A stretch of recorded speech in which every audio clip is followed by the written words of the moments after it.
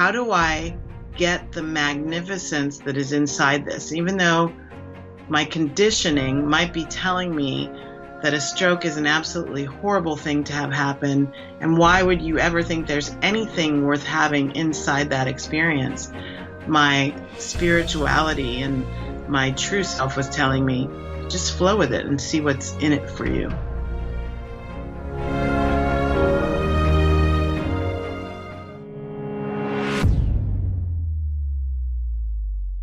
Cue music.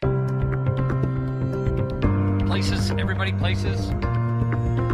We're starting in 3, 2. It's time for Life Interrupted Radio, a show dedicated to practical skills for your mind, body, and soul. We're hoping we'll go in one ear and stay there.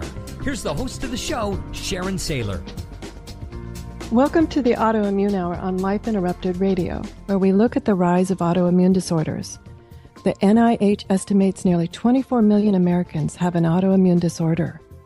To put that in perspective, cancer affects about 9 million and heart disease up to 22 million. You'll be as surprised as I was to find out what autoimmune entails. I brought together top experts that range from doctors, specialists, nutritionists, researchers, and even those recovering from autoimmune to bring you the latest, most up-to-date information about autoimmunity and how to live your life uninterrupted. So let's get started. Welcome, everyone, to another episode of the Autoimmune Hour on Life Interrupted Radio. I'm your host, Sharon Saylor from SharonSaylor.com. And, oh my goodness, as always, I'm so thrilled to be here with you Friday night, 7 p.m. Eastern Time, the start of my weekend. I hope it's the start of yours, or at least the start of, you've got something fun planned for the next, maybe, let's say, 24, 48 hours. I love to have fun all the time, but I especially like to squeeze it into my weekends. It's a cold, rainy evening, and I'm curled up here with that favorite mango jasmine tea of mine, the one that I just think the scent is heavenly, as is the taste. What are you curled up with tonight? Oh, yes. Isn't that wonderful? I just love being able to just enjoy the time that I have with you tonight. And talk about enjoyment. I'm going to share with you a very, very special guest. And her topic is a little bit different than we've done before. In fact, when I met her, I'd never heard of part of what she does. And she's just a delightful lady. Her name is Valerie Sheppard, and she is a #1 best-selling author, catastrophic stroke survivor, inspirational keynote speaker, university lecturer, and certified laughter yoga instructor. Now we're going to have to ask Valerie about that, because I was like, wow, that sounds really cool. I'm not sure what it is, but it sounds really cool. I know what laughter is and I know what yoga is, but we'll have to ask her about that. Valerie is truly multifaceted. You're just going to love her. And when I first met her, I was just laughing so hard. Her passion is life mastery, which she teaches featuring her 4-step Happy to Be Me process. It's a centerpiece of her partnership with the University of California, Irvine, for a much-loved and successful class called Living 101, Being Happy and Whole. And we're going to talk tonight about her new bestseller, Living Happy to Be Me. So welcome, Valerie. Thanks so much for being on the Autoimmune Hour. Oh, thank you so much for having me. I'm really grateful to be here and looking forward to our conversation, Sharon. Oh, I know how much I was laughing when we first met, so I am too. I just want to go into a few things too, that I'll be asking questions about a few other things that I know aren't in your bio, so everybody just hang on for those surprises too, because this, like I said, this woman is truly multifaceted, and that little bio I read just scratches the surface. So first off, let's share with everyone, what is laughter yoga? Oh, it's beautiful practice that opens us up to magic and miracles as far as I'm concerned. So laughter yoga was invented about 20 years ago, I guess now, in Mumbai, India, by Madan Kataria, he's multifaceted like me. He was a Bollywood actor, he was a yoga master, and he's also an MD. So, wow. Yeah. What a combination. In an effort, really explore modalities that would help his patients heal better and faster. He started looking at the healing properties of laughter, and there are several. And so he started to try and figure out, is there a way that he could put his laughter, the information he was getting about laughter and its benefits, together with the benefits that he knew from yoga, pranayama breathing, and yoga asanas, and like what could happen. And so he started with getting a group of people, and they would get together and people would tell jokes, and they would go around in a circle and tell jokes, and everybody would laugh. And then he studied what happened after that. And what he found was that the problem with the joke telling is it's not universal. So one man's funny joke is another person's offensive joke. Oh, yes. And what about the person who can't ever remember the punchline like myself? Yeah, that's me too. I hear jokes and I can't wait to tell that joke, and then I can't remember it. Yeah, so sorry about it. Totally relate to that. So there was that problem. People ran out of what they considered funny, but other people didn't even consider it funny. And so it kind of lost its pizzazz.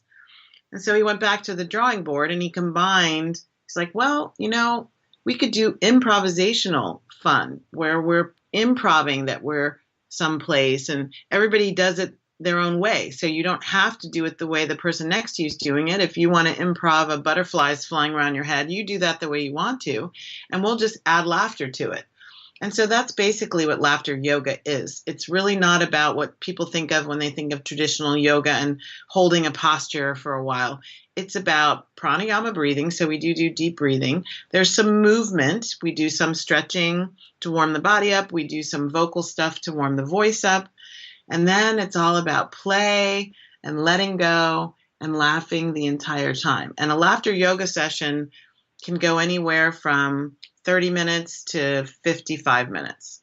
It is so wonderful. And it closes with a laughter meditation, which is my favorite part, where you just sit there and laugh. Oh, wow. I'm so glad you explained that to us, because I'm thinking, okay, I cannot see myself in warrior pose trying to laugh.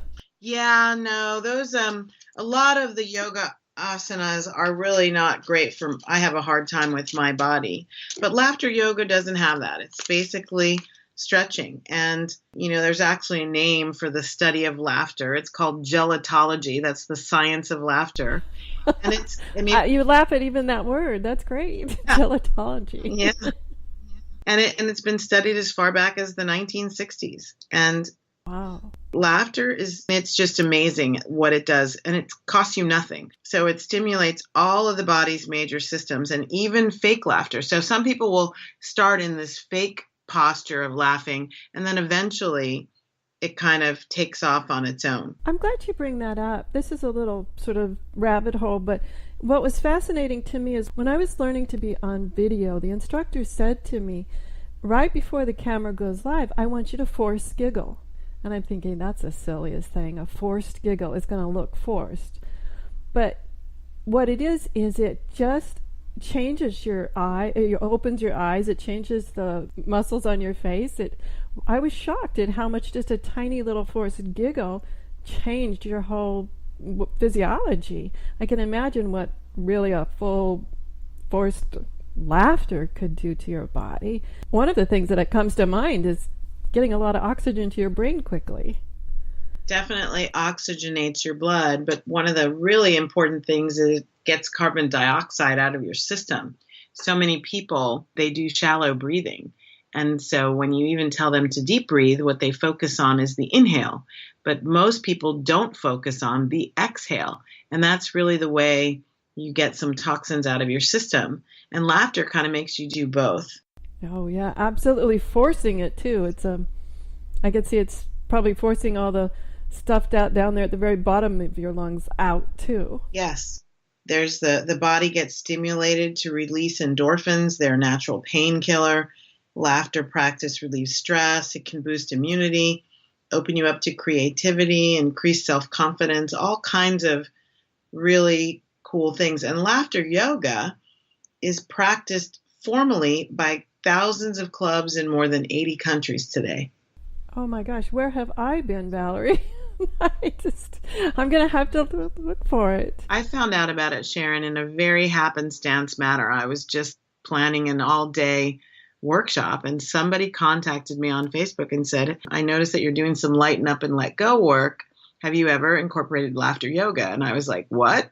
And that started my relationship with it. And I found a club not too far from me. And then I got certified. So it's beautiful. You know, I'm thinking of all of the different things that you said. And one of the things in my body language work is I always tell people to focus on the exhale because that's where the body relaxes. And I can see how that happens in laughter as well.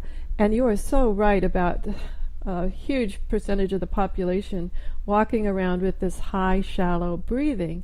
And unfortunately, what happens with that is that it activates our fight or flight or freeze mechanism, sort of running around on low gear behind the scenes.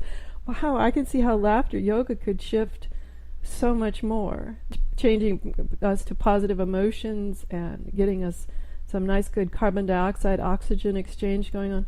That's so cool. It really is. It's like, talk about an easy way to just enhance all aspects of your life. I mean, I say in my book, laugh long, laugh hard, laugh proud. It's like, get yourself into some deep laughter, and really you cannot laugh too much. There's so many benefits. You'll be so glad that you started making it a conscious and regular part of a practice for health and well-being. And you don't have to do it with yoga, right? We can just start laughing if we wanted to.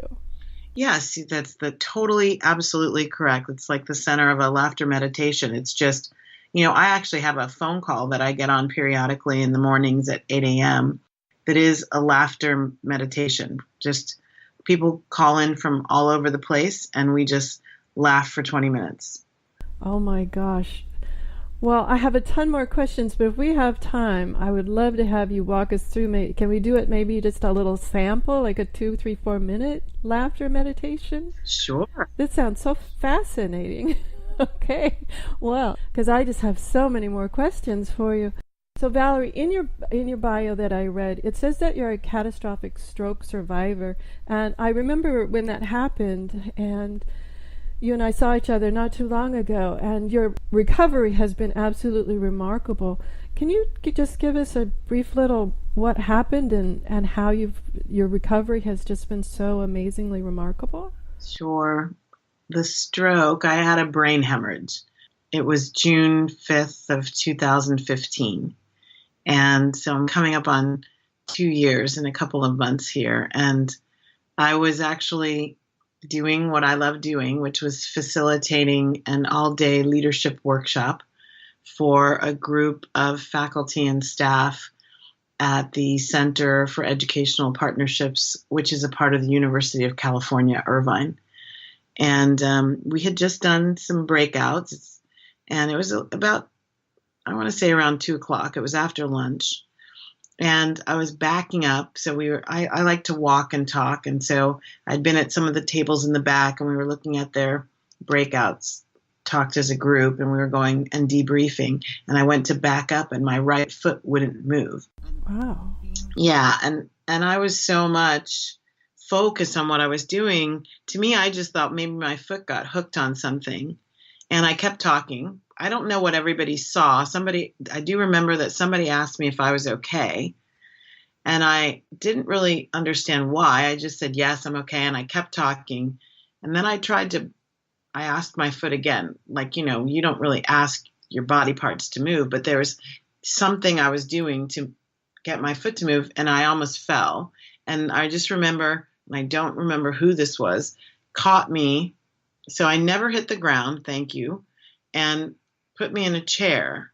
I don't remember consciously being aware that I couldn't use my right side at that point. I just remember looking for the person in the room. I guess I don't know, I think there were 40 or 50 of us in the room. And I remember looking for the person who had hired me for this facilitation. And I looked at Dr. Reyes Tuccio and said, I just mouthed the words, I don't know what this is. And she said, I'm calling 911. Oh, thank goodness. Yeah, it was a roller coaster. And then by the time before the paramedics got there, and I'm told they got there like in 3.5 minutes, by the time they got there, I was like projectile vomiting. Apparently, when your brain starts to fill up with blood, it sends and something happens where this nausea is created. And there's Sharon, the miracles. I mean, I'm giving you the Reader's Digest condensed version, but the miracles that are all throughout this story.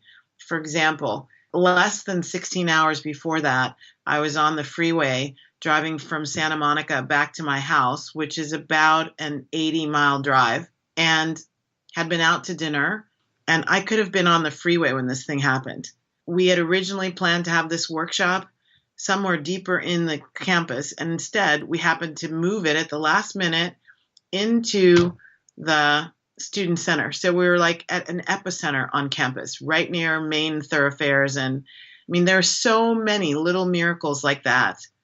And I happened to be in a room full of people. Someone could call 911 right away.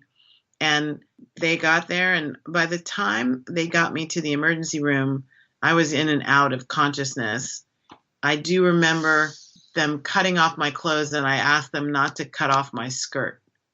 And I still have that skirt. I have the sweater that I was wearing, and I have the skirt. But then after that, I woke up like 4 days later. Wow. And that's when I found out that I had had a blood vessel on the left side of my brain burst. And so the right side of my body was pretty shut down. When I woke up, I thought I was paralyzed, which is radically different from the brain and the body's they're just not talking to each other. But I thought it was paralysis. I'm getting goosebumps and the hair standing on end. I can't imagine going through that just moment by moment, not knowing, like all of a sudden everything is just out of control. Yes. And there was a part of me that was like, really, like I was kind of frustrated, to be honest. At the very first part of it, I was frustrated because I had worked hard. I had really put a lot of my passion, my teaching and coaching passion into this all-day workshop.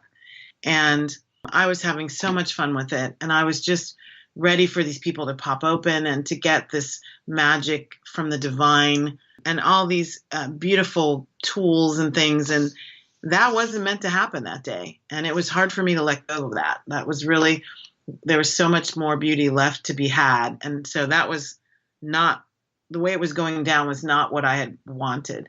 So there was some frustration in me. I don't remember being afraid. I just remember, I don't think I even noticed that I wasn't using my right side of my body. I just was like, wow, this is interesting. I just felt heavy. Somebody did ask me to raise my arms above my head, and I don't think I noticed that one of them went up and the other one didn't. And so people around me knew I was having a stroke. I didn't. Oh, my goodness.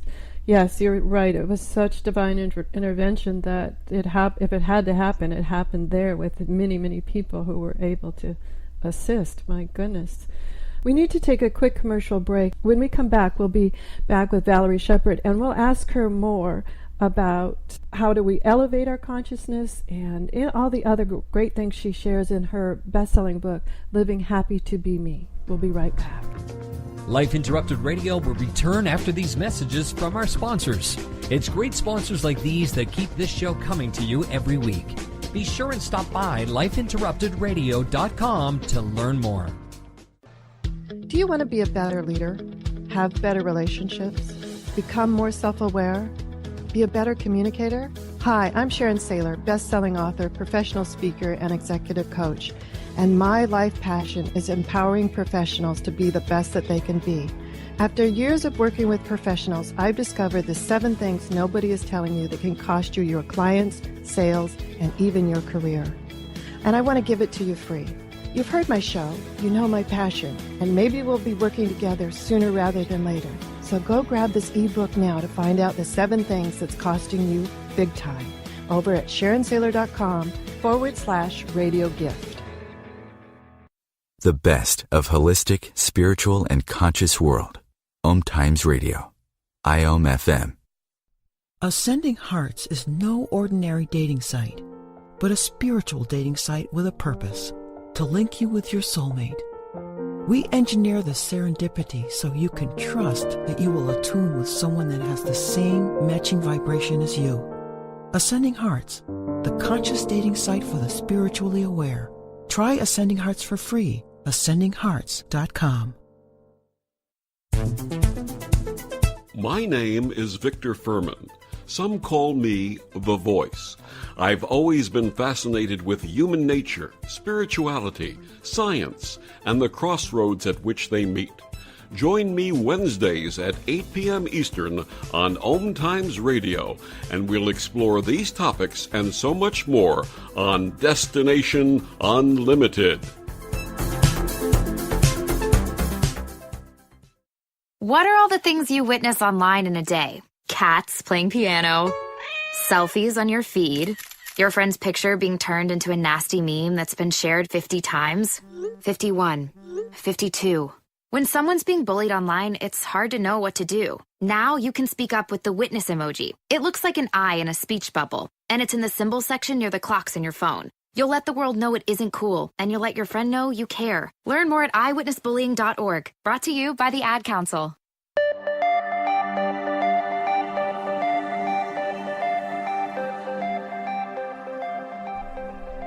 Welcome back, everyone. I'm here with Valerie Sheppard, the #1 best-selling author of Living Happy to Be Me. She's a best-selling author, catastrophic stroke survivor, inspirational keynote speaker, university lecturer, and certified laughter yoga instructor. And she's been sharing with us so many interesting things about divine intervention that if it had to happen, it happened there with many, many people who were able to assist. My goodness. Yes. I know it was so catastrophic, but the amazing thing to me is when I saw you just a few weeks ago, your recovery, to me, I don't know what was intended for recovery, but when I saw you, I was like, wow, how much you've come, so far you've come. I was so impressed. And when you gave your speech, when I was listening to your speech, it was just so dynamic. I was, a little bit of teary-eyed and laughing and joy and all of that for you. It was just amazing. What was it like as you began to realize, okay, there's going to be some reintegration, some re-education of the various body parts here?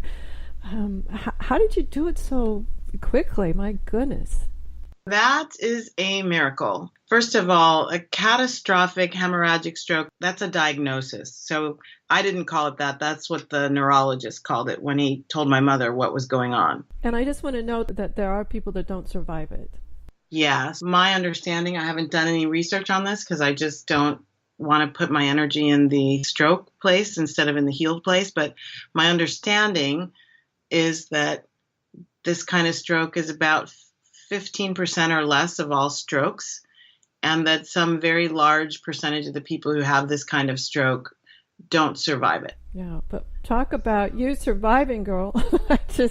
When I saw you give that speech a couple of weeks ago, I was just like, wow, I was so impressed. So what were some of the things that you did that other people could learn from that helped you, first off, get the courage, and then to actually implement it? I mean, to me, it just seems like starting from, oh my gosh, I don't know what to do. I don't think I was ever at that place. What I believe is that the things that I've been teaching people that I wrote in my book, so a lot of people thought I wrote the book about the stroke or after the stroke. The book not a single solitary word in the book changed as a result of the stroke. It just got delayed by a year from its publication date. My truth is that I believe that living by the principles that I had been teaching and that I wrote about are what got me through with such courage and such grace. I mean, this was all miracles and having them come in, when the blood stopped, the hemorrhage stopped bleeding without them having to do a craniotomy, although they were ready to do that by the time my mom got to the hospital. And he said, I can't tell you what's going to happen. We may have to drill and get that pressure off of her brain. And all of a sudden, the hemorrhage, my mom went and prayed in the little chapel at the Hoag Hospital intensive care unit, and it stopped bleeding. And then I woke up and they were saying, you're paralyzed. And when I went to the rehab hospital, I thought I was going there for them to teach me how to live a life as a person in a wheelchair, as a person with only half their body. And there were a couple times when there was a joke. When I first woke up, I thought I was talking, but it was like gibberish. And I started laughing and I said, well, I'm a speaker and a university professor and I can't talk. And I right in that moment, I said, well, if Stephen Hawking can do it, I can figure something out. Well, bravo. What a nice way to look at it. It was kind of this whole energy of acceptance and allowing, and how do I get the magnificence that is inside this, even though my conditioning might be telling me that a stroke is an absolutely horrible thing to have happen, and why would you ever think there's anything worth having inside that experience? My spirituality and my true self was telling me, just flow with it and see what's in it for you. Oh, wow. Just flow with it. I love that. Now, you did bring up that, and I brought it up in the introduction, your wonderful bestseller, #1 bestseller, is Living Happy to Be Me. And you mentioned that there were some things that you had written beforehand about how do we live happy to be me. Oftentimes I find people to get momentarily happy, perhaps, but they're still hollow around the word me. The most important thing is the word me. And in this book, the me is capitalized. It's really an acronym that stands for magnificent essence. And that is the deepest, most spiritual, most true aspect of ourselves.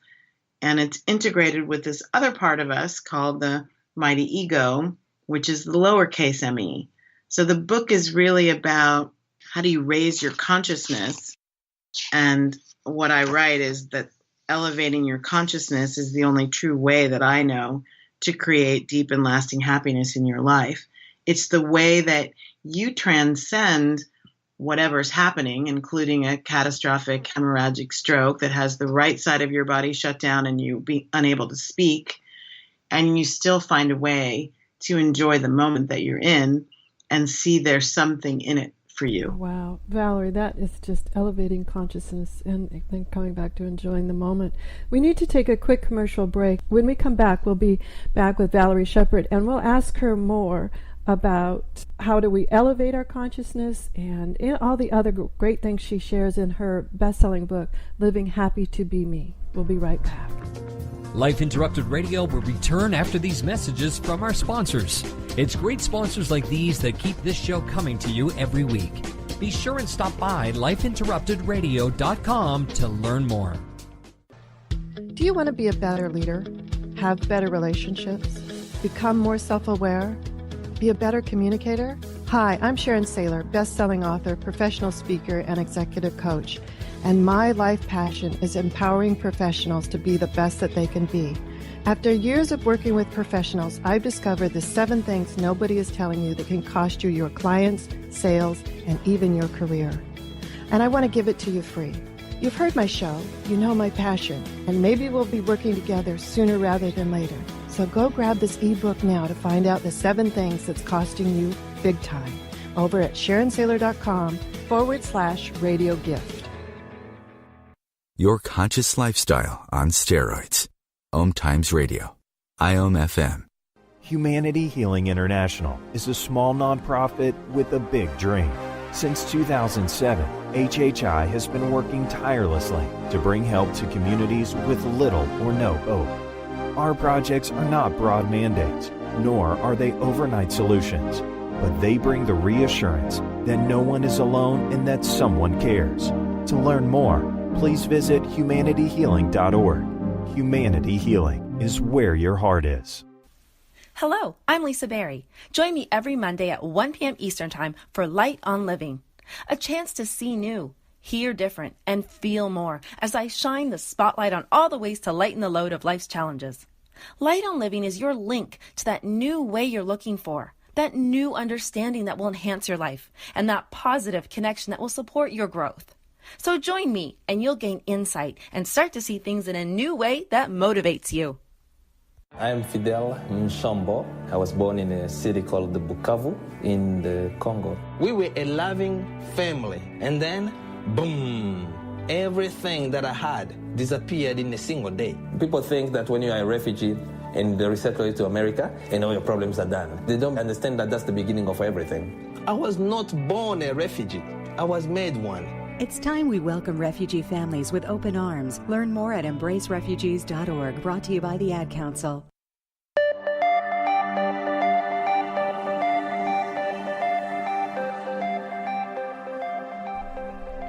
Welcome back, everyone. I'm here with Valerie Sheppard, the #1 best-selling author of Living Happy to Be Me. She's a best-selling author, catastrophic stroke survivor, inspirational keynote speaker, university lecturer, and certified laughter yoga instructor. And she's been sharing with us so many interesting things about laughter yoga and how that benefits our health and allows for positive emotions. And she shared with us her story of catastrophic stroke survivor. We were just getting into living happy to be me and what that means when we had to take that quick commercial break. So welcome back, Valerie. Thank you so much, Sharon. It's so great to be here. This is fun. Oh, yeah, absolutely. Tell me a little bit more about some of the ways in living happy to be me, elevating consciousness. Can you tell us, kind of know what that word means, and I've probably done it in my mindfulness practice, but how do you define it? The idea here of elevating your consciousness is the deepest truth of who we are. So it's integrating your human self, that which you see as your physical body and your physical features and the things that we tell ourselves are our preferences and how we do things, with that part of yourself that is not really a time and space dependent part. It's your spiritual self. So the whole idea is to be a more integrated spiritual human being, human person, rather than basing your entire life on your 5 senses and the human aspect of you, what that human has learned, what that human believes, what that human can see, touch, taste, smell, and feel. So elevating consciousness the book teaches a 4-step process, which is one that I have really gleaned from years and years of spiritual study and going to workshops and reading books and churches and etc. This is the distillation of all of that effort on my part in order to try and help other people do what I was doing, which was trying to figure out why my life was my life and what are the things that are in my life that I never would have dreamed would be in my life and didn't really like in some cases, and why was the happiness so fleeting and the struggle seemed to be so characteristic. And so the 4 steps are really what the book is about, how to use those steps in an ongoing way so that it's not like you read the book, you're done, now you go find another book. This is really about, here's a process that can be a part of your life for as long as you choose to have your life. So it's about something you integrate into your everyday being. Yes, into your everyday expression of who you are, what you are. You mentioned, I wrote something down as you were talking, and it caught my attention, is why is happiness so fleeting? I say that happiness is so fleeting because we build it on the wrong stuff. We really want unconditional happiness, but we build and give to ourselves conditional happiness. And what I mean by that is it's dependent. Our feeling happy is dependent on what's going on around us, whether we have the right stuff, the big enough house, or we're out of debt, or whether we got our degree. Or with some of my students, it's if they have the right boyfriend, or they live in the right housing community, or they're getting the right grades, or they have a certain GPA. It's conditional. So when you take those things away, the happiness that they supposedly created goes too. And so what we really want is not that, but we haven't really been taught what unconditional happiness is or where it comes from. And so the idea is to learn about that and to see yourself as the only person on the planet who can give it to you, and then go about doing that. Wow. So many questions, Valerie. I totally agree. We're absolutely taught about conditional happiness. Now, if we are in that frame of conditional happiness, what would be the first step that we would do to look towards creating and understanding and developing the practice of unconditional happiness? Well, the first thing is, in the 4 steps, you wake up to the truth of who you are. So if you really get deep and understand that you are so much more than the human, and you let go of this egoic need for the things that the human craves, not saying that you shouldn't have those things, you just let go of the attachment to having them. Doesn't mean you can't have them. But so you let go of this stuff defines me. That's the first step into kind of clean up our idea of who we are. And then release the stuff that is not us. So we are not our wounds. We are not our baggage.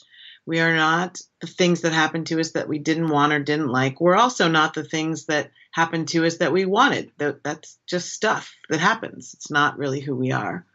So claim the eternal, immortal soul as the nature of us, and then release the identities and the stuffologies and the woundologies that aren't really us.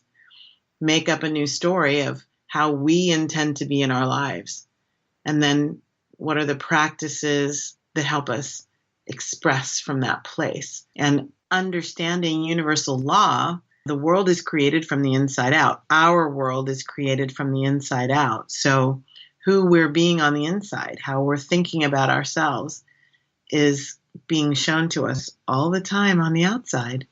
And getting clear on that is really critical. Oh, that's so true. Getting clear on that and taking it as what you're seeing on the outside as feedback. I oftentimes run into people who see what's going on in the outside and either blame or shame or guilt or something, and then instead of taking it at feedback, label it with all sorts of a variety of things that can actually make the problem worse. It almost tends to grow as they begin to internalize it in a way that is absolutely destructive. So I loved how you said how we intend to be in our lives. It's so much different a phrase than what are you going to do when you grow up or right. anything like that. How do we intend to be in our lives? I love that. Yes. Who is it that you intend to be? What is it that you intend to be? And then putting it into practice, of course, because intention can often get stopped at the gate of where it looks like real work. Yeah, where it looks like I'm not going to like it. Like when I first got to the rehab facility, they took me there. I was on a stretcher. I wasn't even in a wheelchair. I was on a stretcher. And then when I got there, the only thing I cared about was, please let me take a shower. Like that was it. I had not taken a shower in 5 or 6 days. I'd been in intensive care. And I just was like, I've had things poked in me. I just need a shower. And at that moment, the only thing that I was going to be was, I'm just going to sit here and see myself in the shower. And sure enough, I ended up getting a shower that night, even though technically I wasn't supposed to until the next day. But when we realize how powerful we are, when we make certain choices about how to see ourselves, boy, it can really change things. And so that's what I mean by not just who we are, which can often be answered with the ego. And we get into our identity. Well, I'm a mother, or I'm a doctor, or I'm a lawyer, or I'm an auto mechanic, or I'm a gardener. We get into the identities we've kind of been trained to take on instead of the what level at the basic, what am I really? Well, I'm an integrated spiritual human, which means I'm endowed with some magnificent abilities that have nothing to do with the flesh and bones of the physical body. That's beautiful. That's beautiful. I can imagine, though, when starting to put this into practice, I could see a few people in my life, if they didn't have those labels, mom, author, speaker, whatever those labels are for each person, I could see where it might cause a little confusion or maybe even a little conflict on what's happened to you. Where have you gone? Did you run into that at all? Did you have a time where there was some letting other people understand that you were, that this is all good and this is the way it's supposed to be? Or did it go smoothly? I don't think that I ever got into the resistance. That's one of the most powerful things about allowing happiness to flow, is to release resistance to what's going on and calling that unhappiness. And I never got into the space of, I'm not healing enough, I'm not healing fast enough, when is this going to be over? I never went into that energy within myself. I stayed very much in the place of, what are the possibilities here? I remember one of the first things I was thinking, I made a joke about this to one of the nurses. When I first got to the rehab facility, I really did not believe I was ever going to walk again. And I thought they were going to teach me how to live as a person with the whole right side of their body not working. I'm right side dominant. So I was like, wow, this is going to be interesting. And this is another one of those miracles. This is a sidebar. About a year before this stroke, something inside me said, wouldn't it be nice to be ambidextrous? And you can create brain resiliency by teaching yourself to use your left hand. And so I had already started for a year, just brushing my hair, just doing little things in my house, stirring a pot, brushing my teeth, using my left hand, never knowing that in my future there was going to be a time where it was going to be critical that I could use my left hand. So this whole period of, wow, how am I going to operate a wheelchair? If I only have one hand, I'll just keep going around in circles. And the nurse and I literally, talk about laughter yoga, I think we laughed for like 5 minutes. Just like the thought of me trying to use a wheelchair with one kind of don't know how to really use it hand was hilarious. There was another point where I was so excited to be in the shower, and they have these wheelchairs for showers. And I was so excited to be in the shower that I kind of got off balance, and the right side was very heavy. I mean, my left side was carrying around my right side and it still does to some degree, just not as badly. And I started to fall out of this wheelchair. Oh no. I couldn't even stop myself, and I just started laughing, and that made the nurse turn around, and she sees me like falling, but I was so, oh my gosh, this shower feels so good. I didn't even care. All I did was, oh, I'm going to be a clean person again. I mean, really just to open ourselves up to what is the experience offering us instead of what is the experience devoid of? What is it taking away? How is it not what I want? How is it somehow showing that I don't get the things that I want? Really are critical. Oh, I love that. I love that. What are the possibilities here, and what is the experience offering? Oh, that's so exciting way to look at that. You know, it's there are energies around the idea of yes.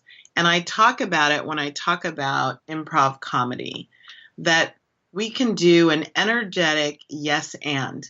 Yes, I've just had a stroke, and what else? In my class at UCI, I talk about, so what, now what? So what? I can't speak. Now what? And that's what I did in that hospital bed.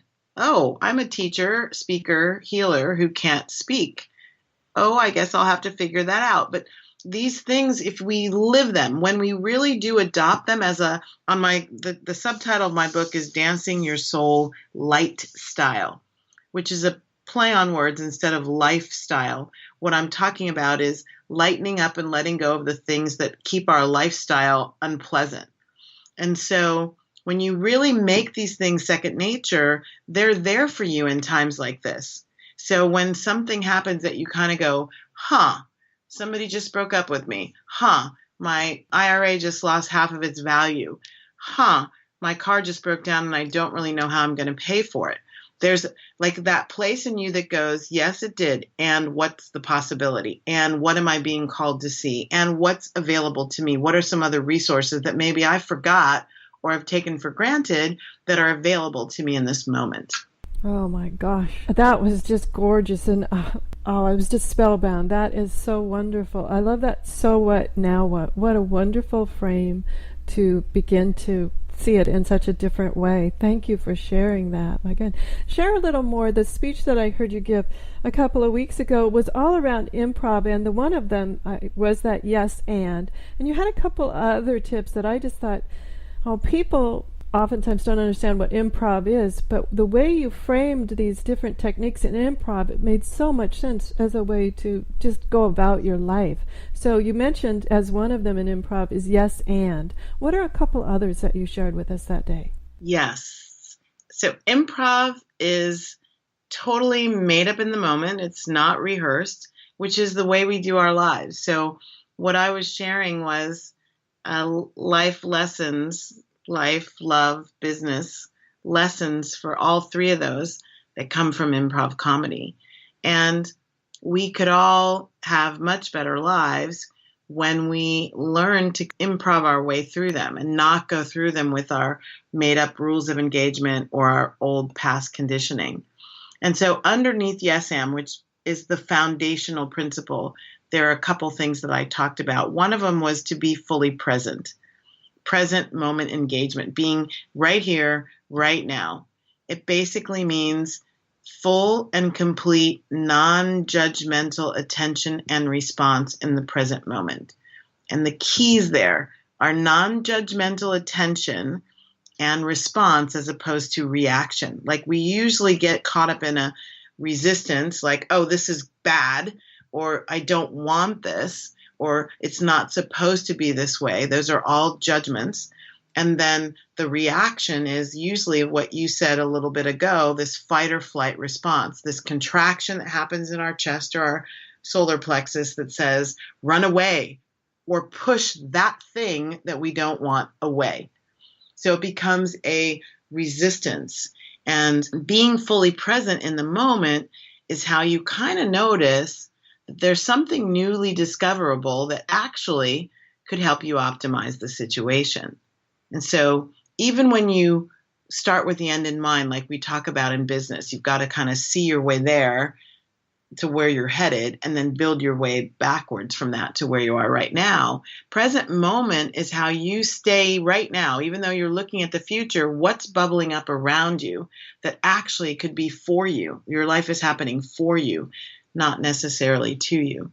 When you're with other people, that would be, for example, very simple present moment things. Make eye contact, not be looking at your phone, not be talking to them while you're also engaged in something else. That's splitting your energy and your focus, and you're not really fully present. Giving up the need to control it, to like have the last word, to get somewhere. That's all a part of present moment. Be there and see what's coming up for you. Well, Valerie, like always, when we get together, we could just go on and on. We need to take a quick commercial break. When we come back, we'll be back with Valerie Sheppard, and we'll ask her more about how do we elevate our consciousness and all the other great things she shares in her best-selling book, Living Happy to Be Me. We'll be right back. Life Interrupted Radio will return after these messages from our sponsors. It's great sponsors like these that keep this show coming to you every week. Be sure and stop by lifeinterruptedradio.com to learn more. Do you want to be a better leader, have better relationships, become more self-aware, be a better communicator? Hi, I'm Sharon Saylor, best-selling author, professional speaker, and executive coach. And my life passion is empowering professionals to be the best that they can be. After years of working with professionals, I've discovered the 7 things nobody is telling you that can cost you your clients, sales, and even your career. And I want to give it to you free. You've heard my show, you know my passion, and maybe we'll be working together sooner rather than later. So go grab this ebook now to find out the 7 things that's costing you big time over at SharonSaylor.com/radio gift. Connecting you with the best of the conscious minds in the world. OMTimes Radio. IOM FM. Change and growth are part of natural life and also part of your spiritual life. Everyone needs support and guidance, especially during life passages. Upgrade yourself with the OMTimes Experts program. With OMTimes Experts, you have access to the best intuitive coaches, spiritual teachers, counselors, astrologists, and oracles. Our team was carefully selected so you can trust. Find out more at experts.omtimes.com.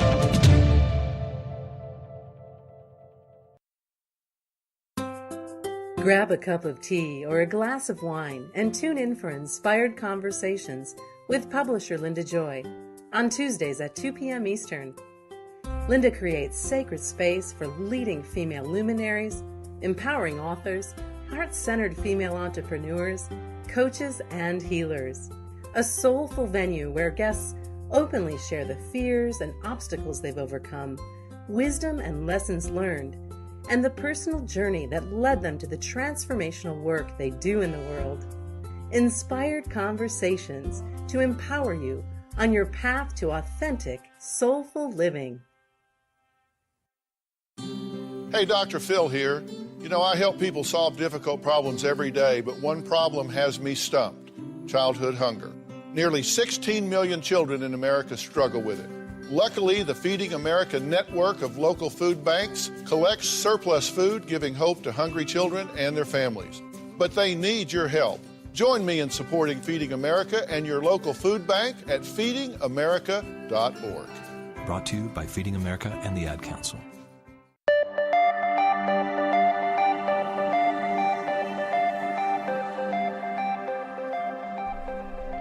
Welcome back, everyone. I'm here with Valerie Sheppard, the #1 best-selling author of Living Happy to Be Me.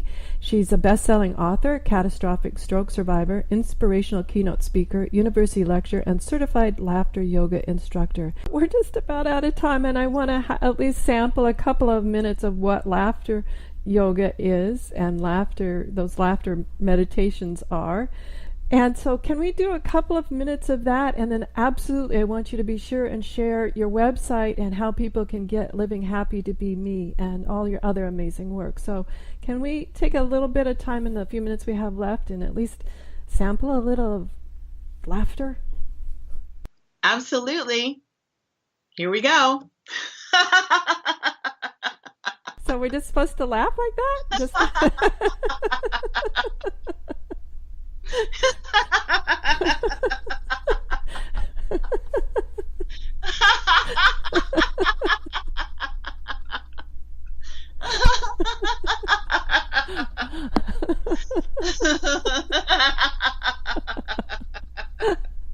oh my gosh. You know.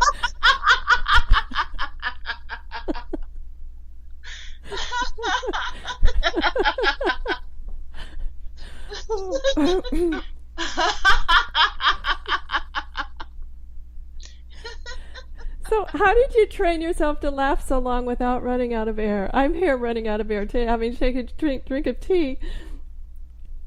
I just breathe when I have to. My body goes on autopilot. We know how to breathe. So okay. I don't make it a mental thing. I just laugh and my body figures out where it needs to take a breath, and I just let it do that on its own. You have the most infectious laughter, by the way. I was thinking, how am I going to laugh? But I listened to 2 or 3 of your laughs, and it just flowed. You have such an infectious laughter. Oh, thank you. I love laughing. I got to tell you, it's one of the big parts of my spiritual practice. I really love it. And in fact, I started improv comedy for part of that. I started performing because I loved laughing. And the most important thing, I think, in laughter, and a lot of people miss this, to me, the most important thing is that we're able to turn that laughter on ourselves. Like we can laugh at the quirky, silly foibles that are a part of us being us and not feel ashamed, not feel guilty, not feel that we're not further along. I teach people to hear that inner voice. And when we're judging ourselves, we're setting ourselves up for judgment on the outside. So laughing at ourselves is a beautiful way to say, I'm okay exactly as I am, even when I don't do everything the way I intended to or the way other people think I should have. That's beautiful. Oh, what a beautiful thing to end on in our talk. We'll have to have you back, Valerie, but I don't want to run out of time before everyone can find out what your website is and how to get your book, Living Happy to Be Me. Yes. The website I'm sharing with you right now is also the website for the book. It's happytobeme.net, happytobeme.net. You can see some videos, you can order the book from there, and you can also join my online circle and get some periodic positive, inspirational messages and all kinds of good juju there. As you can tell, just from our time with Valerie's already, how wonderful that would be to get some of her powerful inspirations, her periodic powerful inspirations. I just love them. Now, I just want to be clear that it's happy to, T-O-B me, correct? Yes. .net. Yes. Okay. happytobeme.net. And you can find out more about Valerie and her book and all of her other amazing work there. Thank you so much for taking the time out of your very busy schedule to be on the Autoimmune Hour with us tonight, because I just knew after reconnecting with you and seeing you up on stage a couple of weeks ago that I had to have you on, because this is what a wonderful way to heal from anything, and regardless of our diagnosis, to just be able to shift and understand about what are the possibilities, what is the experience offering, and oh my goodness. So what, now what? It's just so much I learned. Thank you so much, Valerie. You're so welcome, Sharon. I'm so happy to be here with you and your audience, and thank you very much. Everyone, go have a great weekend, whatever your adventures. Join me here next Friday for another Autoimmune Hour on Life Interrupted Radio. And as always, enjoy. The information provided on lifeinterruptedradio.com is for educational purposes only. What you hear, read, and see on Life Interrupted Radio is based on experience only. The information presented here should never be used for any legal, diagnostic, or treatment purposes. Always seek sound legal, medical, and or professional advice regarding any problems, conditions, and any of the recommendations you see, hear, or read here on Life Interrupted Radio.